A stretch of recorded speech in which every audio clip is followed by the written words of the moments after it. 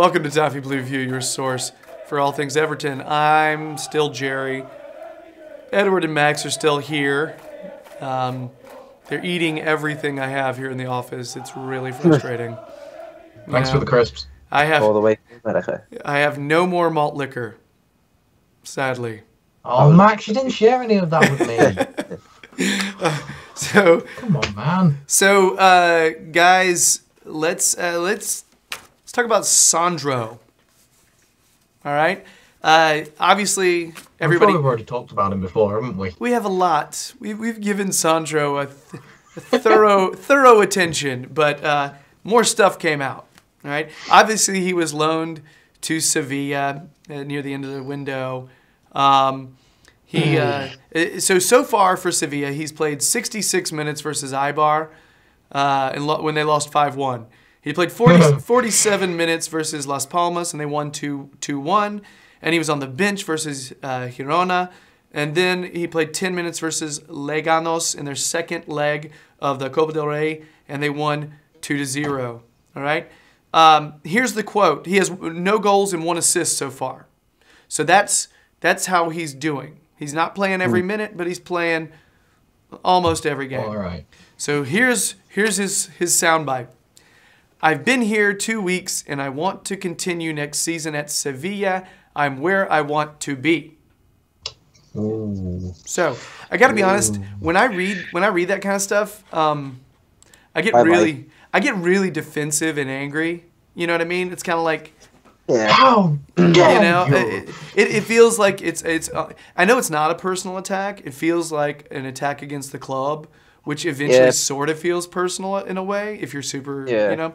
But so here's the deal. Here's 2 questions. If he doesn't want to be here, do we even want him back? There's the first one. What do you guys think? You put it perfectly in my transfer grading video, which you should check out.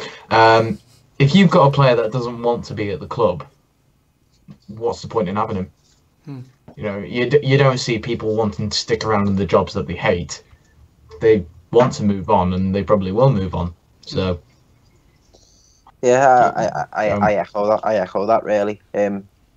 I think it just speaks volumes of the disconnect between Sandro and the club. Really, you know, it's been no secret that him and certain others have struggled to settle down and adapt. But to the extent where, because as you're saying, Gerry, it doesn't feel like a personal attack. It feels like a young player talking about his own career and wanting to do what's best for his own career. So from that perspective, I can completely understand. It just seems to be the classic case of a Barcelona reject, really. He's kind of left Barcelona, made waves somewhere else, tried to cut it big time in the Premier League, and it just hasn't worked, and he's kind of resorting back to Spain. Yeah, I've got no hard feelings against the lad.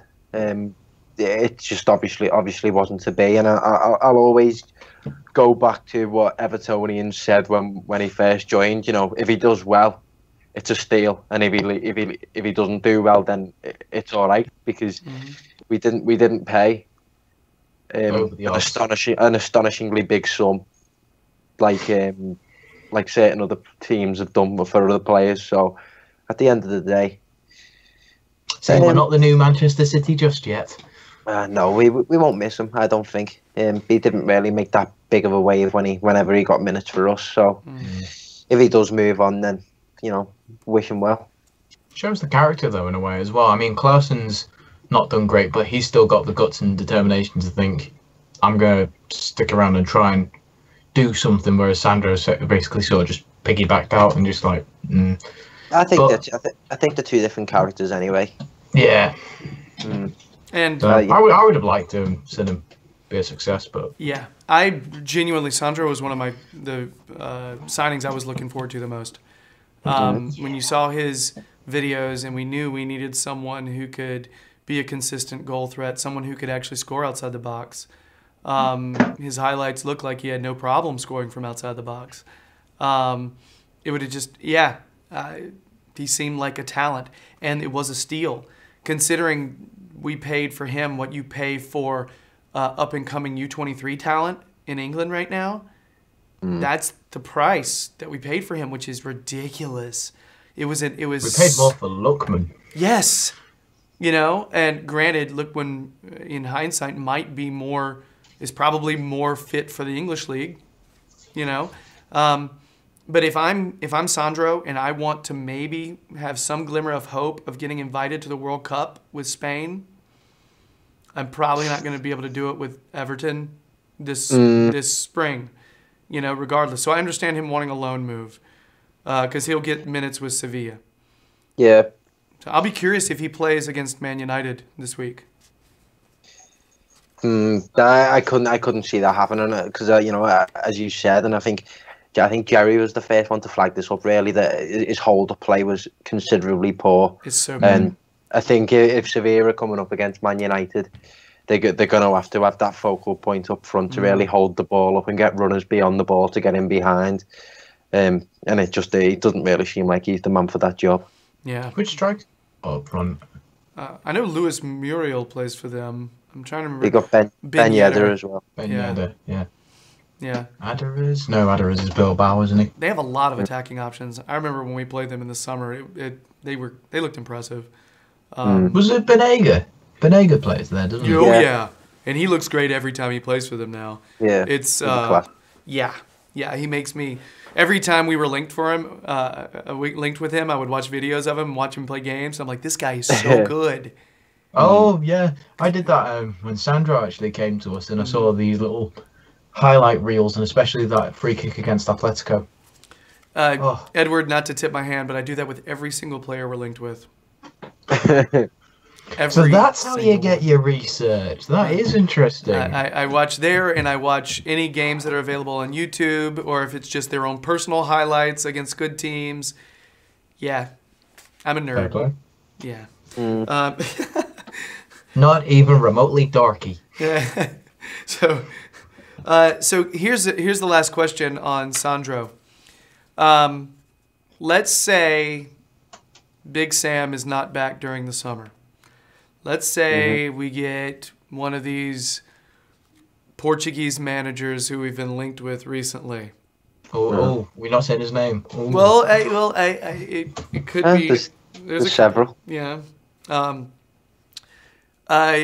Number one, do you think you'd be tempted to come back and play with maybe a manager whose system and mindset and wants to actually play football is pretty different than what Sam wants to do? Would he be tempted to do that? And if he does the old switcheroo like that, do we still want him back? I think that's entirely down to his character, really. I think it wouldn't surprise me if he wanted to stay as far away from the club as he possibly could.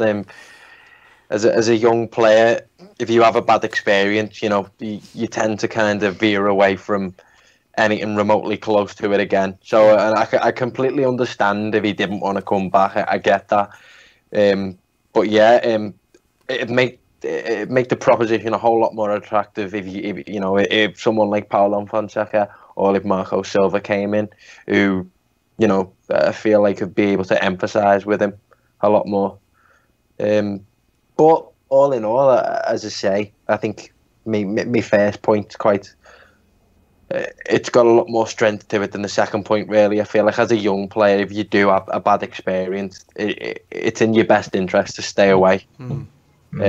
And given his character and his comments, it wouldn't surprise me if he did stay away. The way I see it, actually, his views of it, he's got two options. He either stays in Spain in a comfortable league as a good player with better chances and all that, or he can come back to the Premier League, take a big gamble with his career, and then potentially become an even better player because it shows he's more adaptable for leagues, different games.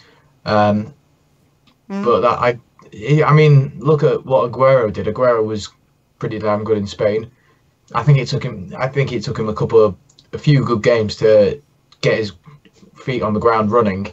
And when he did, I mean, I've said it myself so many times on different videos. Sandro could be another Aguero for us. He's got the same sort of characteristics. He can score goals. He's quick, powerful, and all that. Well, not powerful, but quick. That's what he's and lacking. good with What the you ball. just mentioned. That's what I think he's lacking. Is that strength on the ball. You know what I mean? That's what I think the main thing. I think a lot of the other stuff, I think you're right. I also don't know if his ball control to keep that ball close to him. You know, He's Aguero's Spanish. He's fine. But no, if you watch him play, a lot of times when he receives the ball, he'll purposefully play it a little farther away, or is it on purpose? And it's kind of tough to tell sometimes. Yeah. I sometimes you see thinner players do that because they lack strength and they're trying to keep the ball away from the defense, and that's how their hold-up play works. Yeah. You know? Yeah. Or again, as you say, it could just be down to a very unpredictable first touch. I mean, who does that remind us of? I don't know. I was just going to say when he was at us, Romelu Lukaku. You know, he had that. I'm not going to say poor, but you know, a very off and on touch. But you know, he had the physicality to back that up. He had the physicality to recover the ball a lot of times. But you know, as we've said, it really does seem like Sandro can't substitute that for anything else. He doesn't seem to win the fouls. He doesn't seem to kind of use his quickness to recover the ball and play it off. So, as I said, I do feel like his final decision is going to be to stay in Spain. And I do too. And it could be what's best for him. Even if he leaves, I continue to think we didn't give him enough of an opportunity to succeed, to blend. I was going to say, I'm always going to think I was actually going to ask that. Whose fault is it really that the move hasn't worked out? Is it Sandro for not wanting to put in the effort to try and fix with the game? Is it the management for not even playing him or giving him a chance? Or is it the club for basically not helping him try and fix in and fit in with the rest of the team? Yeah. I would kind of, if I'm going to blame, you know, I would go partly manager, partly player. I don't really blame the club much at all for that. They brought him in, you know. But with the player, I think if you really, really, really want to succeed with a club, you work your way through it. He clearly chose not to play any U23 games. Klaasen's done the same. These are players that think they deserve to be with the first team, and talent-wise, they might. But they're trying to acclimatize themselves and get used to England and everything. That's what I would be doing. You know, I'm not quite sure why they refused to do that. Why didn't they ask to do that? Why didn't somebody ask them to do that? Or maybe they did and they refused. So it's... I mean, you look at the way Nias was, isn't it? Nias is the perfect example. Yeah. And he's done well. He was psyched to play. My argument for it is I just feel like it's been a real turbulent time to be a player at Everton Football Club in general. I feel, you know, if you were signed in the summer, you were signed under Ronald Koeman. You'll have played under David Unsworth, and now you've ended up with Sam Allardyce. Yeah. It's far from ideal as a player when you're trying to find stability or make a name for yourself, that you go through so many different coaches, so many different training like tactics in a way. But I echo what you're saying in terms of the. I do feel like you should, if it's not working out in the first team, you should give it a crack at the under-23s. But again, I feel like two of them, you know, because you did mention Klaasen as well, Gerry, that I think Sandro and Klaasen have been brought into the club under the impression that they were one of like two high-profile signings that would make waves, and they expected to be in the Everton starting 11 pretty much, and to be splashed, you know, it's like kind of splashing the face with cold water. They've been hit with the reality that, you know, they haven't quite cut the mustard at a Premier League level. And you know, any player worth the weight in gold turns around and goes, right, okay, this hasn't happened, so this is what the scenario is now, and how can I look to resolve that and push on to what my initial goals were. And as you said, being included in the under-23 setup would be a logical step in trying to make an impression on that first team. Yeah, that's the one thing that hasn't made sense to me. You know, I guarantee you they came in. So I think Sandro, I mean, we gave Sandro the number 9 jersey. We thought he comes in, he's going to start immediately. All of us thought it. You know, and you guarantee you he thought it. You know, Koeman, the way he got him here was to say, I can't guarantee you starting place, but I want you to start. Mm. You know what I mean? Because he doesn't guarantee starting positions.